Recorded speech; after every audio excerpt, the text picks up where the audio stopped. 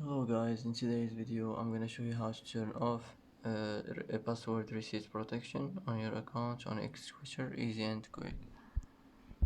First, click on your profile here and now click settings. Now click security and account access and now click security.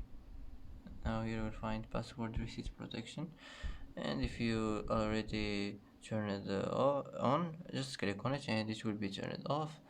And that's it for today. And that's it for today's video. If you like this video, don't forget to like and don't forget to subscribe. I hope this video is helpful for you, and thanks for watching until the end, and see you in the next video.